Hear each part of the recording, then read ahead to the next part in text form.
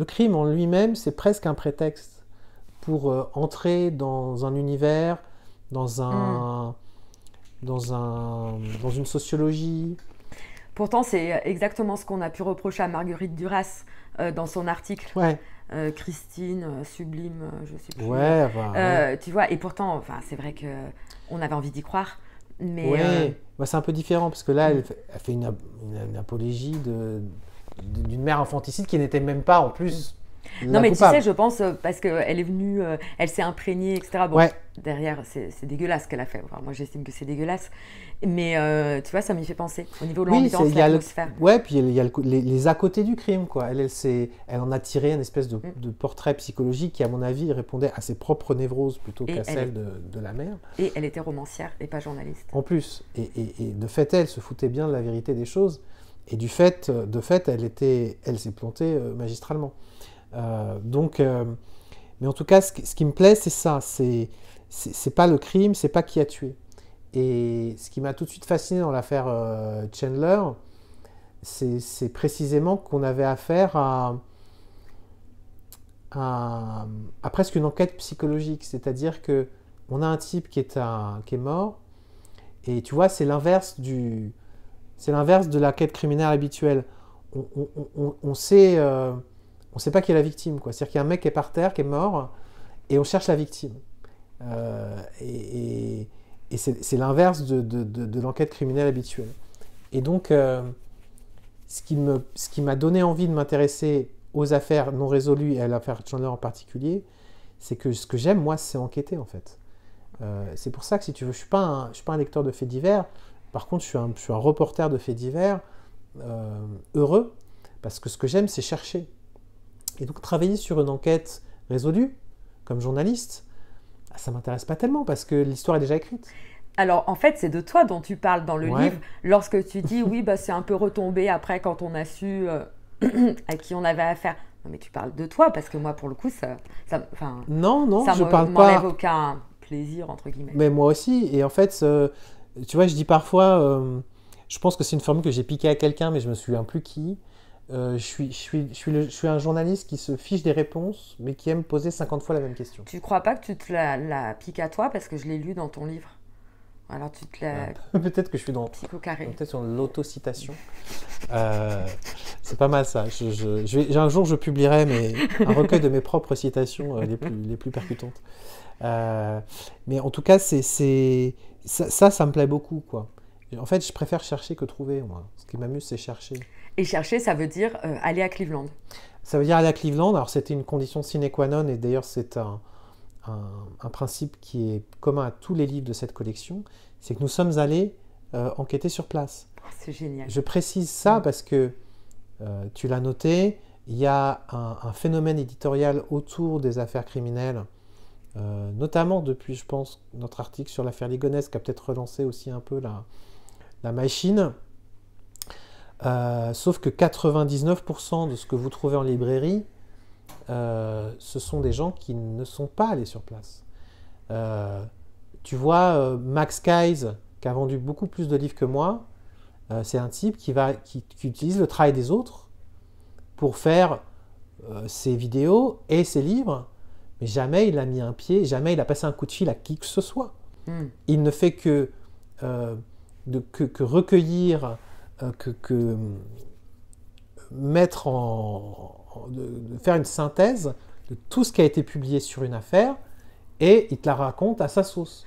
Alors, il y en a effectivement beaucoup comme ça, mais il y a aussi des personnes qui n'ont pas un parcours classique de journaliste et qui, je pense par exemple à Victoria Charlton, qui de par sa notoriété en enfin, en parlant d'affaires, après, ben, est plus légitime et entre en contact avec les familles. Après, parce que ben, les familles savent qu'elle peut avoir Oui, de mais l'écho ouais. et elle se retrouve de plus en plus justement à parler avec des gens directement. Bah, tu vois, Enfin, j'ai vu une évolution dans ce qu'elle faisait, clairement. cette fille-là, par exemple, elle a fait une vidéo sur l'affaire Chandler, Ok. et il n'y a que des conneries de A à Z. Mais que des conneries. Alors, c'était avant que mon livre Mm. sorte. Donc, cette fille-là, elle fait une vidéo sur l'affaire Chandler. Elle fait une petite intro en disant: et je vais vous parler de cette histoire et on va enfin peut-être découvrir qui est le vrai John Chandler. Et en fait, dès le début, la vidéo a duré 20 secondes et elle s'est déjà trompée sur le prénom. Donc je te laisse imaginer le nombre d'erreurs qu'il y a pu y avoir derrière. Non, mais quand tu as travaillé sur quelque chose, ça rend dingue en fait. Et cette fille-là, elle fait sur sa vidéo des centaines de milliers de vues que jamais j'aurais fait moi avec mon affaire, même si le livre en l'espèce L'inconnu de Cleveland marche très bien.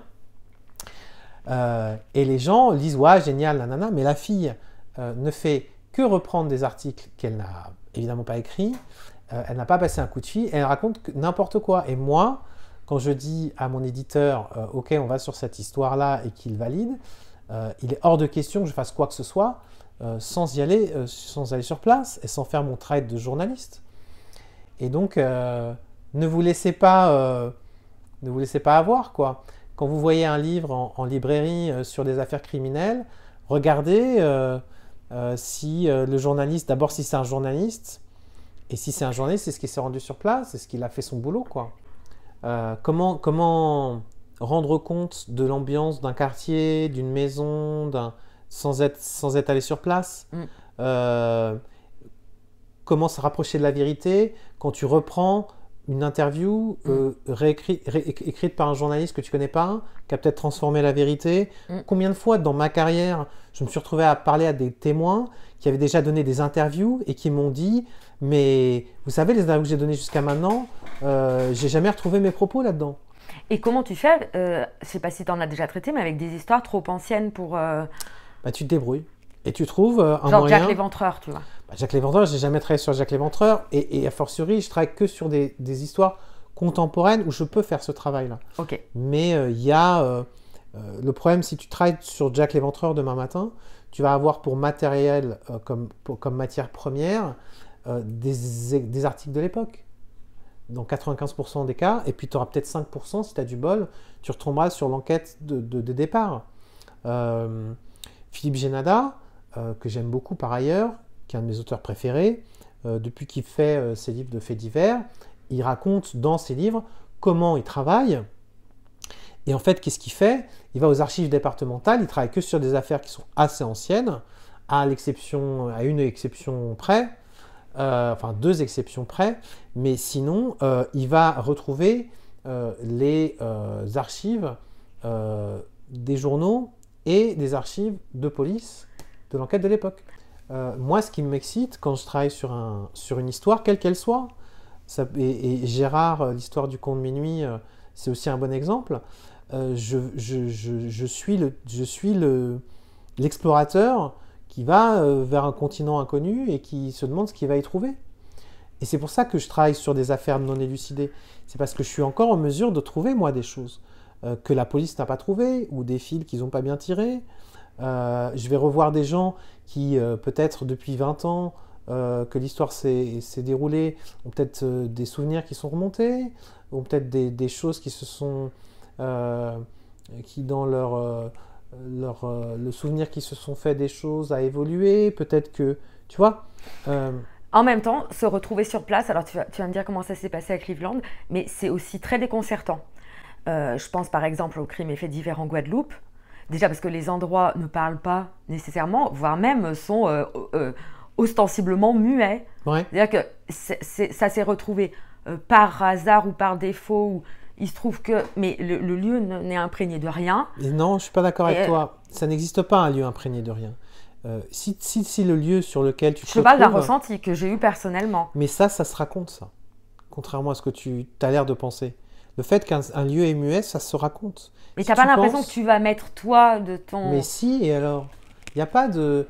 Il y a une subjectivité dans ce que je fais, en tout cas, qui est oui, mais ça peut aller jusqu'à la complaisance. Parce que si tu ressens rien, tu ne vas pas épiloguer sur ta propre personnalité qui blablabla. Si tu ressens rien, ça veut dire quelque chose. Si un lieu ne t'inspire rien, ça se raconte, ça. Chaque lieu, à partir du moment où tu y penses, tu y passes suffisamment de temps, c'est peut-être ça la différence. Quand tu y passes suffisamment de temps, ça t'évoque, ça finit toujours par te... Et on s'en fout que ça m'évoque moi quelque chose. Mais non, on s'en fout pas parce que c'est toi qui écris. C'est toi qui tiens le stylo. Oui, mais j'écris pas sur moi. Tu n'écris pas sur toi, mais le lecteur, il achète l'histoire racontée par quelqu'un. Oui, mais toi, tu veux pas juste qu'il achète l'histoire, ton histoire. Tu veux qu'il achète l'histoire. Alors certes, Non, l'histoire neutre n'existe ça pas. n'existe Ça pas. sera toujours par le prisme Mais oui. de ta personne. Mais Oui, d'accord. Mais il faut quand même qu'histoire il y ait. Parce que là, ça prend, si tu... Enfin, il Mais n'y a rien et raconter tu ressens rien, peut-être que c'est pas le truc important dans l'histoire en question, quoi. le lieu, il n'est pas forcément important pour l'histoire, mais c'est pas le fruit du hasard. C'est parce que le tueur habite à côté, parce que la victime habite à côté, parce que c'est un coin discret, pas discret, j'en sais rien. Mais il y a toujours une raison. Je ne suis pas en train de te dire que ça a une importance capitale et qu'il faut traiter n'importe quel recoin comme un personnage. Moi, à Cleveland, je l'ai traité comme un personnage parce qu'il se trouve, mais peut-être parce que c'est mon interprétation des choses, mais si c'est le cas, j'assume cette subjectivité.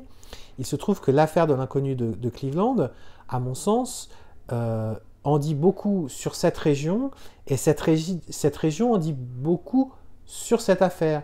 Et je pense que cette affaire ne pouvait se dérouler que dans un lieu comme Cleveland. Donc je traite Cleveland et sa région comme un personnage.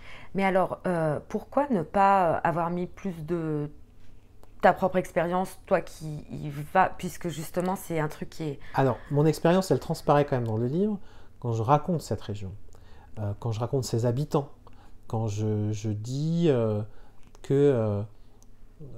qu'on est dans cette Amérique qui laisse tourner le pick-up dehors le temps d'acheter un paquet de chewing-gum et de Marlboro.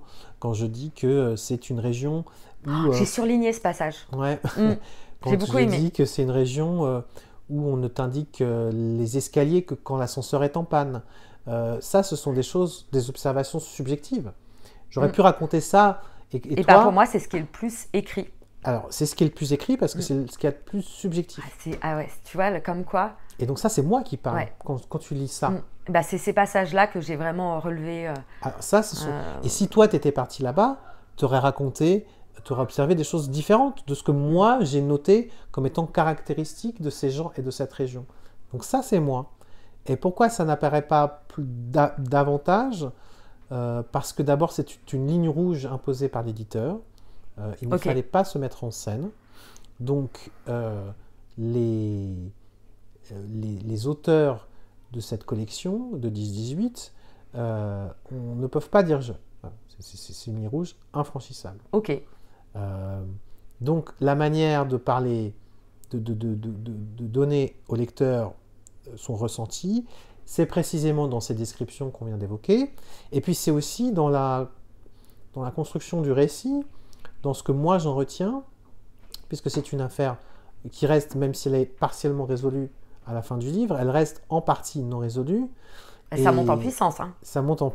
j'essaye, voilà, tu vois, je disais tout à l'heure, journalisme narratif, c'est parce que, en l'espèce, j'emploie la boîte à outils de l'auteur de polar. Donc en fait, en lisant L'inconnu de Cleveland, si j'ai fait correctement mon travail, tu auras l'impression de lire un polar. Et l'un des beaux compliments qui m'arrive d'avoir, c'est que parfois j'ai des gens qui me disent, en refermant le livre, qui se demandent comment j'ai pu inventer une histoire pareille. Et je leur dis, mais ce n'est pas un roman, c'est une histoire vraie.